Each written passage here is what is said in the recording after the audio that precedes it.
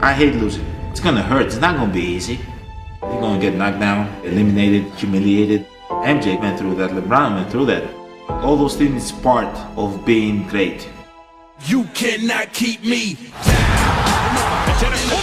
Oh, Bucks on him, Giannis. We are built for this. The job is not done. You cannot keep me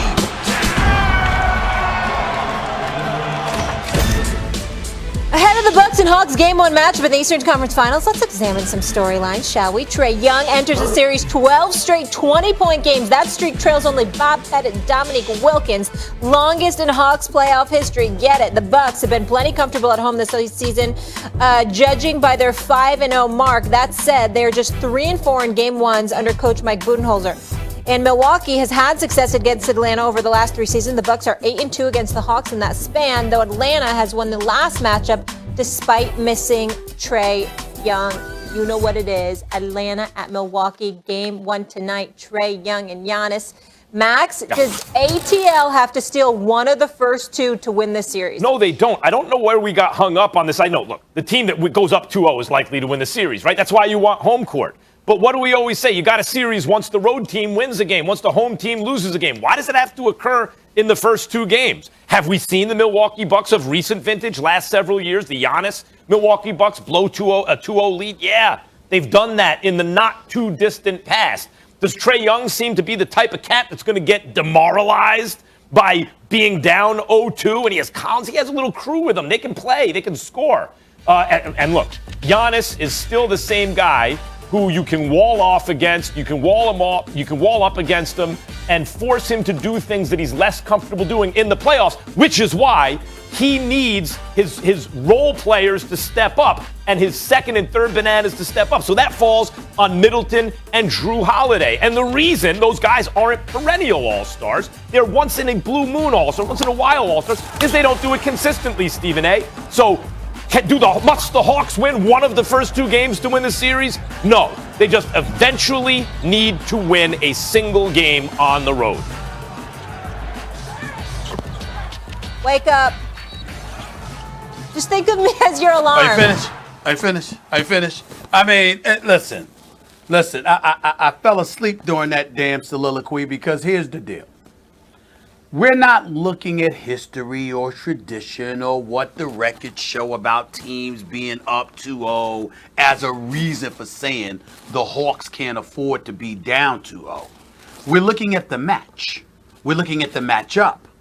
And the reality is that when you see the personality transplant on the defensive side of the ball that this Milwaukee Bucks team has had since PJ Tucker has arrived. Since PJ Tucker has arrived. When you think about Drew Holiday and Chris Middleton and the fact that the combination of the 3 no longer have a Kevin Durant to be concerned about. Certainly Trae Young is a star and Trae Young can ball and we all know that. But he's no Kevin Durant. He's not 6'11", with a 7'6" wingspan that can pull up from the parking lot. He's a miniature guard who's cat quick, who can cause you some problems if you're not careful. We get that. But the personnel that the Milwaukee Bucks have in place, certainly I look at Atlanta, they can shoot the basketball. We can't ignore that. We can't ignore the fact that they can't shoot the basketball. I'm sorry, I dropped my mic here, slipped off my tie, guys. Yeah, why don't you just take a second, put it on, because it's rubbing against something there, Stephen A. I got you. You got me now? Gotcha. Yep. Got me now? Yep. Okay. All right. Thanks. You can't ignore the fact that Bogdanovich and Collins and these guys can shoot and play. But if you look at Milwaukee, Max, I got to be honest with you. I'll be shocked if this series goes past 5 games. It just shouldn't go past 5 games. Unless you hack a Giannis and you send him to the free throw line and he does a poor imitation of Ben Simmons at the free throw line. Unless you do that, there is no excuse for this Milwaukee Bucks team, considering its size, its perimeter shooting ability, its defensive prowess, its experience, the fact that even if Giannis is bad, he can still give you 25 and 10, along with their depth.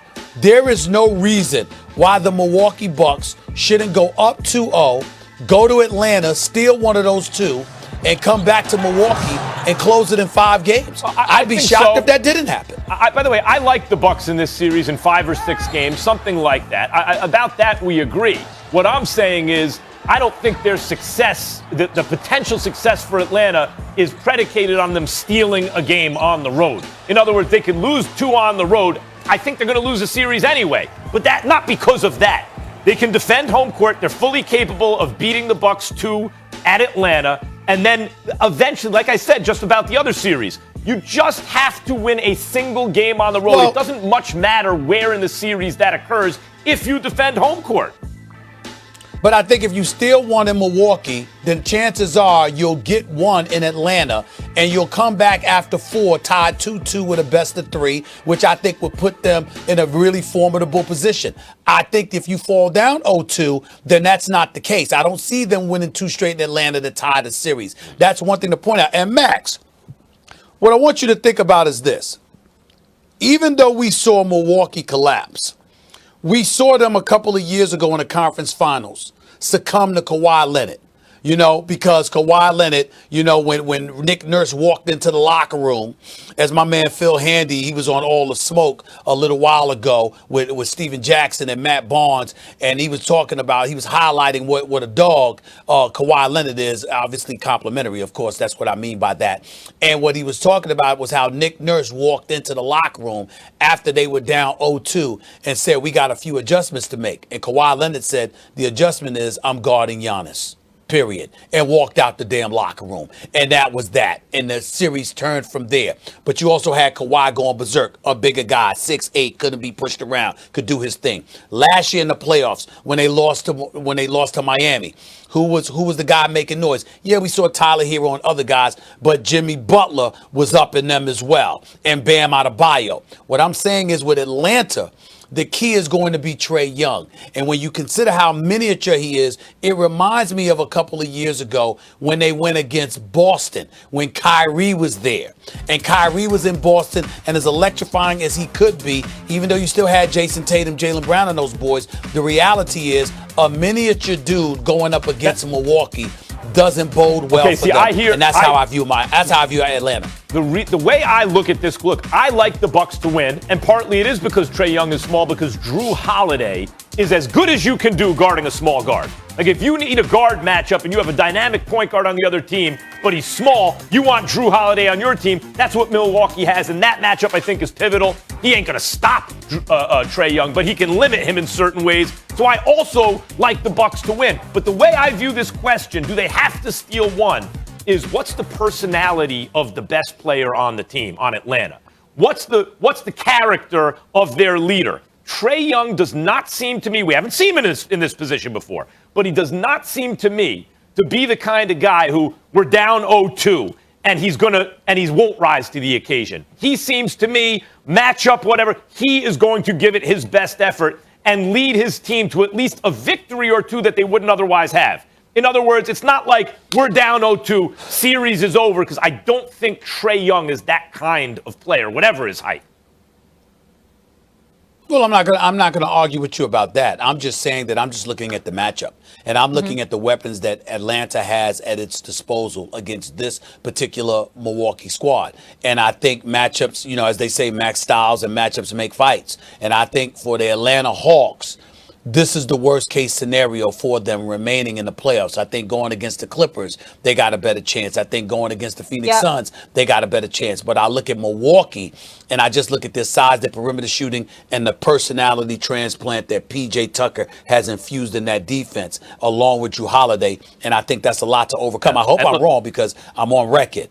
I'd rather be in Atlanta. Atlanta's the 4th best team left in the playoffs. So I'm rooting for them. If we had to rank the best teams left in the playoffs, most people would put Atlanta 4th out of 4. They're not quite as good as the other teams if the other teams are at full strength. I mean, that's what it is. Yeah, the 4 teams remaining, Ain't that none of what them I have. just said? Stephen A's focused on the cities. Go ahead, Molly. Listen, I got nothing bad to say about Milwaukee. I got a lot of calls. I hear it's a great city. I tried to help you, Molly. I got to stay.